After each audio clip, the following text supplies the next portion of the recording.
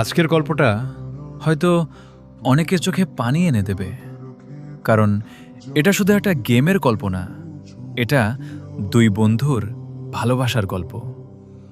আমার নাম আশিক। সেদিন আমি একা ফ্রি ফায়ার খেলছিলাম, কিন্তু কেমন জানি গেমটার ভালো লাগছিল না। একটার পর একটা ম্যাচ মাইনাস খাচ্ছিলাম, রাগ হচ্ছিল, বিরক্ত লাগছিল। ঠিক তখনই বারবার একটা অচেনা নাম্বার থেকে ফোন আসতে শুরু করলো। প্রথমে কেটে দিলাম, আবার ফোন, আবার কেটে দিলাম। তৃতীয়বার রাগ করে ফোনটা ধরলাম, বললাম, ভাই কে আপনি, এতবার ফোন দিচ্ছেন কেন? ওপাশ থেকে কাঁপা গলায় একটা মানুষ বলল, আপনি কি আশিক? আমি বললাম, হ্যাঁ আমি আশিক, কিন্তু আপনি কে? লোকটা ধীরে ধীরে বলল, ভাই আপনার নাম্বারটা আপনার বন্ধু রকি আমাকে দিয়েছিল, বলেছিল কোনো সমস্যা হলে এই নাম্বারে ফোন দিতে। আমার বুকটা ধক করে উঠল। আমি তাড়াতাড়ি বললাম, রকির কি হয়েছে?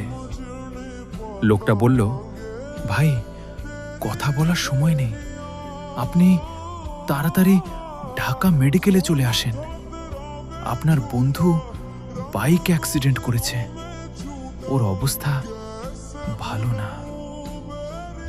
এই কথাটা শোনার পর আমার হাত থেকে ফোনটা পড়ে গেল। মনে হচ্ছিল পুরো পৃথিবীটা থেমে গেছে।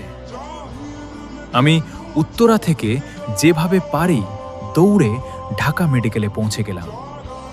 গিয়ে দেখি আমার বন্ধু, আমার ভাই রকি হাসপাতালের বেডে অচেতন হয়ে শুয়ে আছে।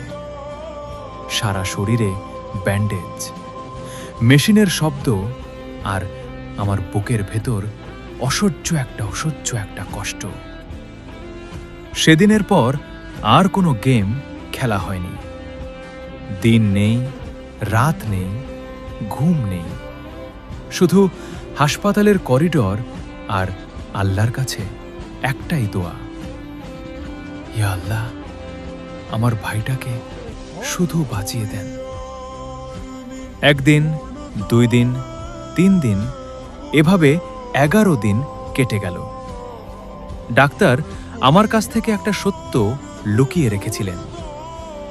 11 দিন পরে আমরা কেবিনে ঢুকলাম। আমি ভেতরে ঢুকেই যেটা দেখলাম, আমার পুরো আকাশটা ভেঙে পড়ল। রকির বাম হাতটা আর চিৎকার করে কাঁদতে লাগলাম। ডাক্তার ধীরে বললেন, হাতটা না কাটলে ওকে বাঁচানো যেত না। আমি কিছুই বলতে পারছিলাম না, শুধু আমার বন্ধুর হাত ধরে কাঁদছিলাম। তারপর আরও একটা সত্য জানতে পারলাম। সেদিন রকি আমার জন্মদিনে আমাকে সারপ্রাইজ দিতে আমার কাছেই আসছিল, আর পথেই অ্যাক্সিডেন্টটা হয়। এই কথাটা শোনার পর নিজেকে কোনোদিন ক্ষমা করতে পারিনি। মাস কেটে গেল, গেমে আর ঢোকা হয়নি। একদিন আমি রকিকে বললাম, মামা চল একবার গেমে যাই। ও হালকা করে হাসল। আমরা গেমে ঢুকলাম। রকি অনেকক্ষণ চুপ করে থেকে বলল, আশিক দেখ গেমটা কত বদলে গেছে, খুব ইচ্ছা করে আগের মতো খেলি, কিন্তু আমার তো হাতটাই নেই, আমি আর কোনোদিন খেলতে পারবো না। এই কথাটা শুনে আমার চোখ দিয়ে নীরবে পানি পড়তে লাগলো। আজও আমরা একসাথে গেমে ঢুকি, ফ্যাক্টরি, পিগ, সব জায়গায় ঘুরি। একটা নির্জন বাড়িতে গিয়ে বসে থাকি, পুরনো দিনের গল্প করি, পুরনো স্মৃতিগুলো মনে করি। হয়তো আর আগের মতো খেলতে পারি না, কিন্তু একটা জিনিস আজও বদলায়নি, সেটা হলো আমাদের বন্ধুত্ব।